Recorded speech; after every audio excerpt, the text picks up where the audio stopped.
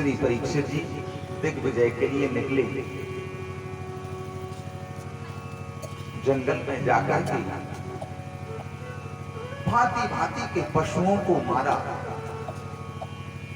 और पशुओं को मारते मारते जब अंदर घनघोर जंगल में पहुंचे, धूप तप रही है, दोपहर की बेला आई, परीक्षित जी प्यास से अकुलाए। परीक्षित जी के मन में अभिलाषा हुई कि कहीं से कोई जल मिल जाए, जल पीने को प्राप्त हो जाए, भोजन मिल जाए। लेकिन उस जंगल में कहां जल था और कहां भोजन रखा। इतने में परीक्षित जी ने पास में देखा कि कोई संत की कुटिया है। जैसे ही संत की कुटिया श्री परीक्षित जी ने देखी,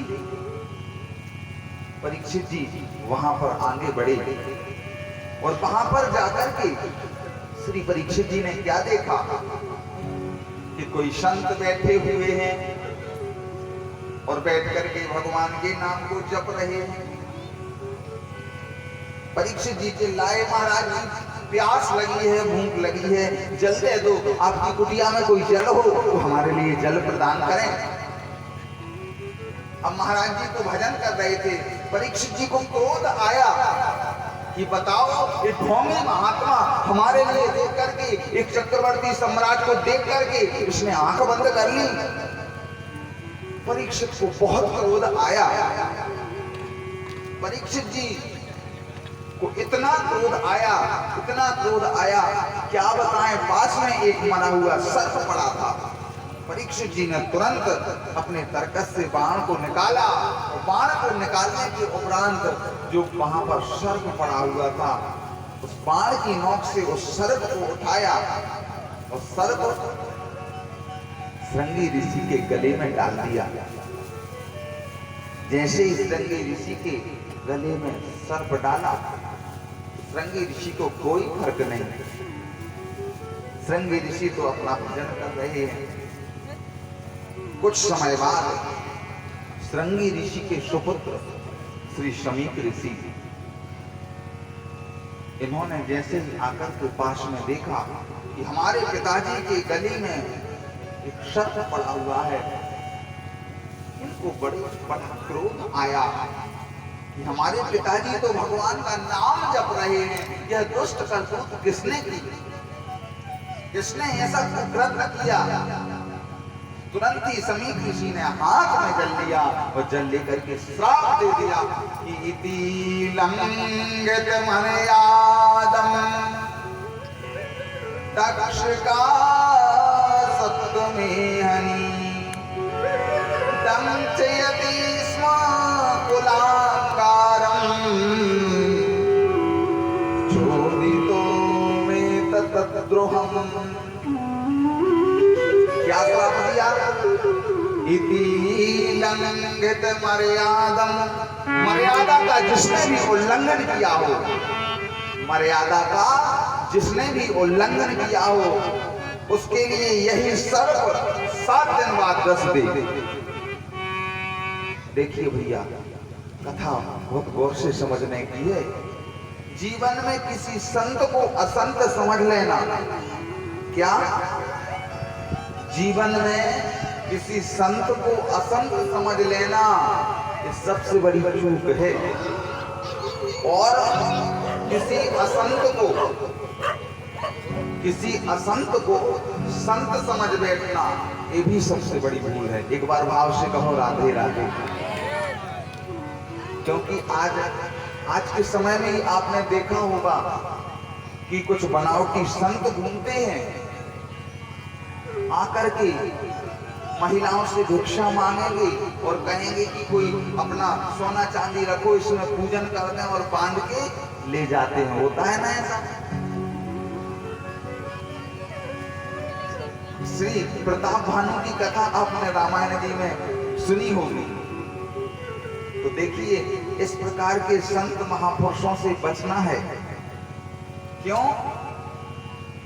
क्योंकि कई बार पीले कपड़े में बैठ करके भी संत के वेश में बैठ करके भी कोई चोर आ जाता है और उस चोर को भोले भाले भक्त संत समझ बैठते हैं तो सब कुछ बर्बाद हो जाता है। लेकिन परीक्षित जी के साथ उल्टा हुआ। ये जो महात्मा जी भजन कर रहे थे, ये जो महात्मा जी भजन कर रहे थे, ये संत थे, लेकिन असली संत को श्री परीक्षित जी क्या समझ बैठे, ये तो ढोंगी बाबा है। परीक्षित जी ने मरा हुआ सर्प डाला, आज परीक्षित जी को श्राप लगा। जैसे ही परीक्षित जी को श्राप लगा, आज श्रृंगी ऋषि की समाधि खुली। जैसे ही नेत्र खोल करके श्रृंगी ऋषि ने देखा कि परीक्षित जी को हमारे पुत्र ने श्राप दिया, तुरंत ही श्रृंगी ऋषि ने अपने पुत्र शमी को बुलाया, इधर आओ, तुमने परीक्षित जी को श्राप क्यों दिया? क्यों? पुत्र बोले, पिताजी ऐसी क्या बात हो गई? बोले, बेटा यह बताओ, यह चक्रवर्ती सम्राट हैं और चक्रवर्ती सम्राट को आपने श्राप दे दिया। अब इस राज्य में अत्याचार बढ़ने लगेगा। जिस राज्य में राजा नहीं होता है वहां चोरी, डकैती, माताओं पर अत्याचार, न जाने कितने कुकर्म बढ़ने लगते हैं। आज श्रृंगी ऋषि को बड़ी दया आई कि हमारे बेटे ने बहुत गलत किया, तो तुरंत ही श्रृंगी ऋषि ने अपने पुत्र शमीक से कहा कि जाओ, आप जाकर के परीक्षित को आदेश दे दो कि तुम्हें 7 दिनों में मरने का श्राप लगा हुआ है। कितने दिन में? 7 दिन में मरने का श्राप लगा हुआ है।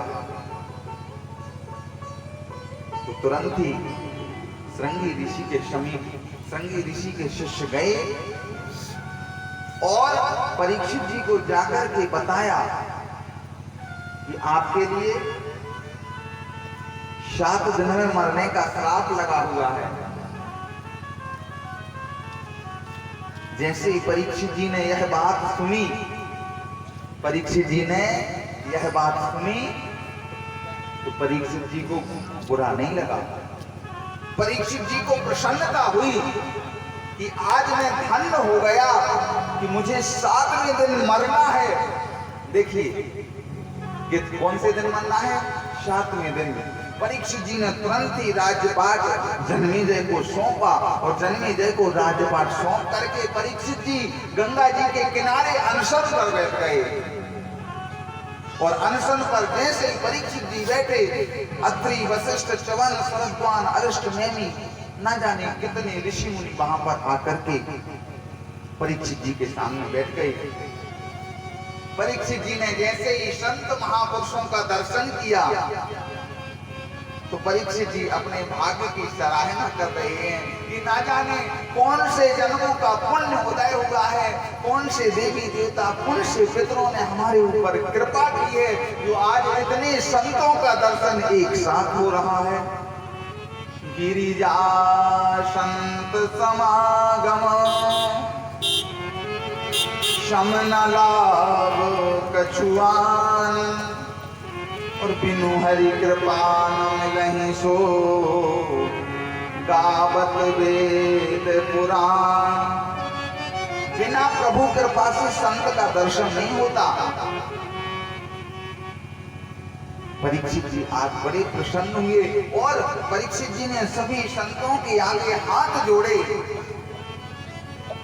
कि हे महात्माओं, आप हमें यह बताएं जीव को सदा सर्वदा क्या करना चाहिए और थोड़े समय में जिसको मरना हो उसको क्या करना चाहिए। देखिए इतने महापुरुष बैठे हैं लेकिन इन बातों का उत्तर किसी ने नहीं दिया। परीक्षित जी मौन होकर के बैठे रहे। परीक्षित जी मन में सोच रहे हैं 7 दिन में हमारे लिए मरना है, लेकिन मुक्त कैसे होंगे इसका कोई उत्तर नहीं मिल रहा, इसका कोई समाधान नहीं मिल रहा, क्या किया जाए। तो देखिए श्री सुखदेव जी से नहीं रहा गया।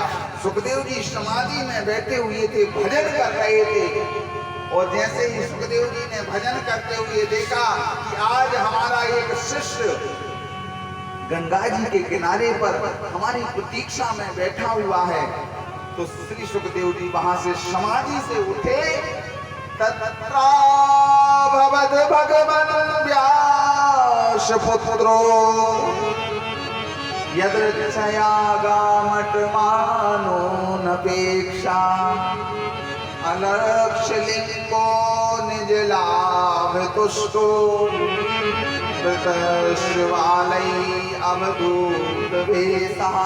बिल्कुल अवधूत वेश में, शरीर पर कोई वस्त्र नहीं है, केवल लंगोटी को धारण किए हुए हैं, एक हाथ में कमंडल है, कमंडल को लेकर के उसी सभा में गंगा जी के किनारे आज श्री सुखदेव भगवान का प्राकट हो गया। बोलिए श्री सुखदेव जी महाराज की। देखिए जब सुखदेव जी महाराज प्रकट हुए, श्री सुखदेव जी महाराज जब प्रकट हुए, तो सुखदेव जी जिस गली से जा रहे थे तो छोटे छोटे बच्चे क्या बोल रहे थे? बोले नंगा बाबा आ गया, नंगा बाबा आ गया। बोलते हैं ना बच्चे, जिसकी महिमा पता ना हो तो लोग हंसते हैं। अच्छा भाव से कहो राधे राधे। आज भी इस पृथ्वी पर ऐसे ऐसे संत हैं कि जो केवल बैठ जाएं तो बैठ करके बता देंगे कि आपके घर में क्या बुरी चीज रखी है, कौन सी गलत चीज रखी है। हमारी माता जी बता रही थी, हमें बहुत अच्छा लगा महाराज जी के बारे में जब हमने सुना तो हमारा भी हृदय भर आया। इस दुनिया में आज भी ऐसे संत महापुरुष हैं, आज भी इस दुनिया में ऐसे संत महापुरुष हैं